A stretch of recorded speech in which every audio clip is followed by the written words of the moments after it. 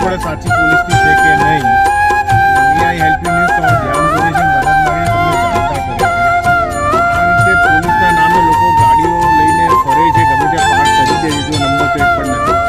Honda ગાડી WRV છે, number plate નથી, બ્લેક ફિલ્મ છે.